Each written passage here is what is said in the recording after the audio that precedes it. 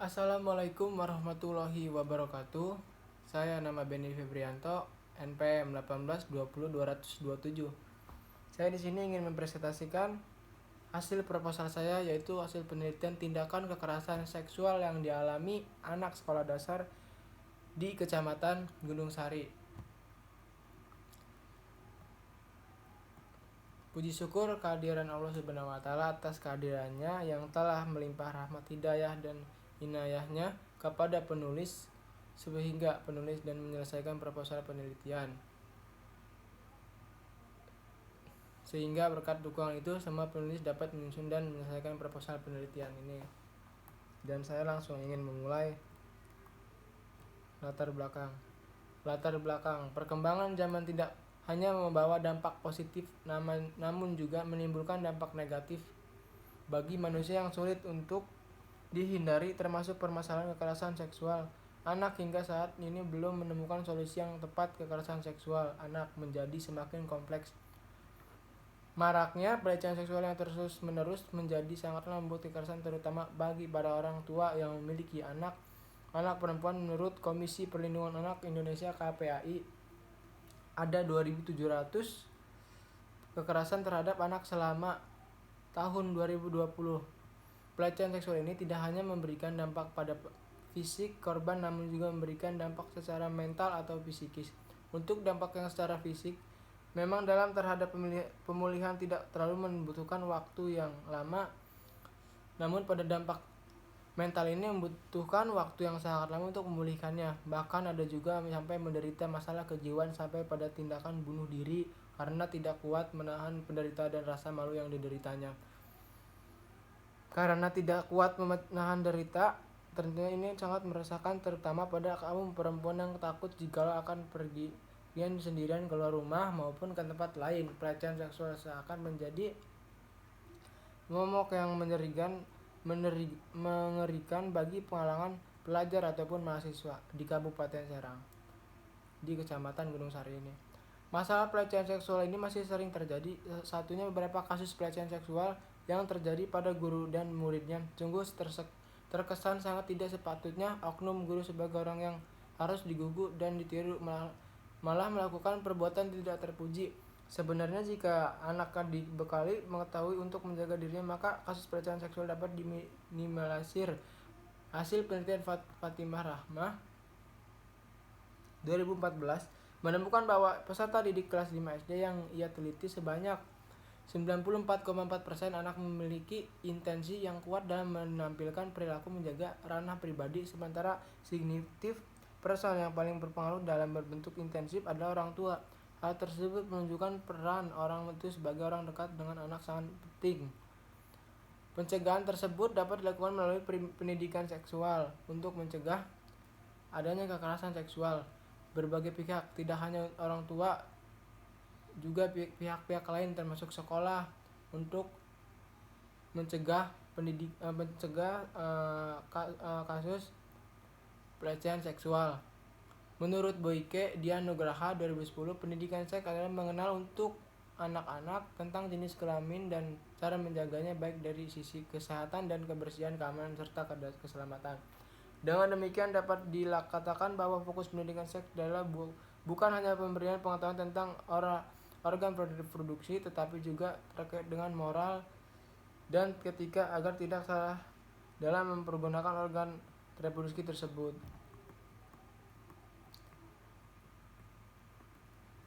Sebagai salah satu pendidikan dasar, sekolah dasar menjadi tempat pendidikan seks bagi anak siswa sebagai disebut menjadi dua kelompok, yaitu kelas 1, 2, dan 3 dan kelas 4 dan 5 dan 6. Kedua kelompok tersebut memiliki karakteristik tersendiri. Pada siswa kelas 1 sudah mengalami perkembangan fisik menuju masa remaja dan ditandai berbagai ciri-ciri seperti menstruasi dan tumbuhnya payudara pada wanita, sedangkan pada laki-laki satunya ditandai dengan suara yang membesar. Terdapat beberapa upaya yang dilakukan untuk guru memberikan pendidikan seks sebagai bentuk pencegahan pelecehan seksual pada siswa sekolah dasar. Di sini berdasarkan latar belakang permasalahan yang telah diuraikan tersebut, ada identifikasi masalah. Identifikasi masalah merupakan tahap pemula dari penguasa masalah mengenai suatu objek tertentu. Dalam melakukan penelitian tertentu dapat saya mengidentifikasi masalah-masalah tersebut, diidentifikasi untuk mengetahui apa saja masalah yang terjadi. Bagaimana pemahaman peserta didik dan guru terhadap materi pendidikan seks? Mengapa tidak adanya layanan informasi dalam bimbingan konseling terhadap materi pendidikan seks? Sini ada tujuan penelitian.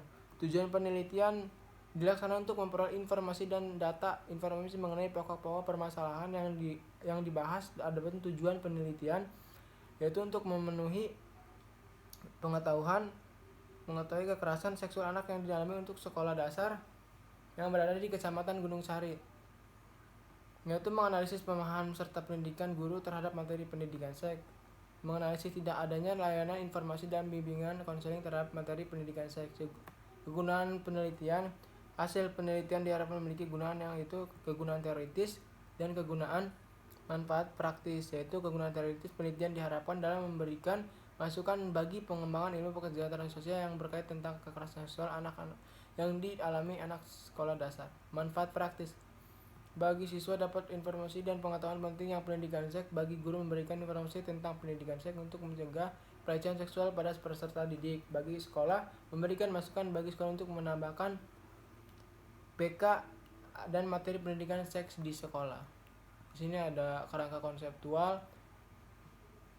Kerangka konseptual merupakan kerangka atau bagian yang menggambarkan hubungan antara konsep yang akan dikembangkan. Kerangka konseptual bertujuan untuk mempermudah dalam melakukan penelitian agar penelitian lebih terarah sesuai dengan tujuan. Kerangka konseptual pemahaman. Pada kerangka dijelaskan bahwa pemecahan satu kemampuan dasar kekerasan seks, di mana pemecahan masalah sebagai suatu pendekatan penyajian masalah konseptual yang kemudian melalui penalaran induktif siswa terhadap guru dan menemukan pemahaman konsep pemecahan masalah kekerasan seksual di sekolah dasar di Kecamatan Gunung Sari. Penelitian ingin mengambilkan dua aspek pada masalah tersebut yang ingin dijadikan sebagai bahan analisis dalam penelitian, yaitu pemahaman konseptual dan kemampuan self-efek siswa. Pemecahan masalah sini menyatakan pemecahan dilakukan kekerasan seksual. Hal penting yang mendasari pemecahan masalah adalah kemampuan siswa yang dalam memahami suatu permasalahan, terutama pada pemahaman konsep. Sini ada definisi kerangka konseptual. Metode penelitian yaitu deskriptif analisis, yaitu metode memutuskan perhatian dan pemecahan masalah yang ada pada sekarang, yaitu pemecahan masalah yang aktual pada saat ini dilakukan dan sedang berlangsung. Di sini ada pendidikan penelitian, teknik pengumpulan data yang penelitian gunakan dalam penelitian studi kasus yang terkait pengumpulan data yang menunjukkan kepada objek penelitian dan pengumpulan data mengenai atau peristiwa yang terjadi. Ada sumber data primer dan sumber data sekunder, dan penelitian ini melalui jurnal dan artikel. Teknik pengumpulan data. Satu, ada studi dokumen, yang teknik pengumpulan data yang berlangsung ditunjukkan kepada objek penelitian dokumen dan berupa catatan dan laporan sebagainya. Di sini ada studi lapangan, observasi, wawancara. Teknik analisis data. Teknik yang digunakan untuk menganalisis data penelitian ini adalah teknik analisis data kualitatif, yaitu data yang terkumpul dianalisis secara kuantitatif melalui data yang terrinci dalam bentuk angka-angka yang dituangkan ke dalam tabel, dan kualitatif yang digunakan dalam penelitian ini adalah uji statistik.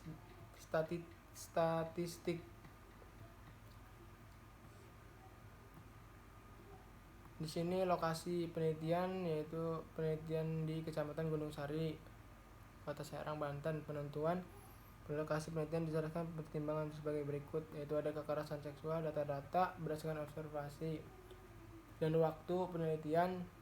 Penelitian ini adalah dilaksanakan selama 2 bulan, yaitu untuk lebih jelas dan dilihat pada tabel tersebut. Sekian dari presentasi Benny Febrianto. Mohon maaf bila ada kata-kata kesalahan, mohon dimaklumi. Mungkin cukup sekian. Assalamualaikum warahmatullahi wabarakatuh.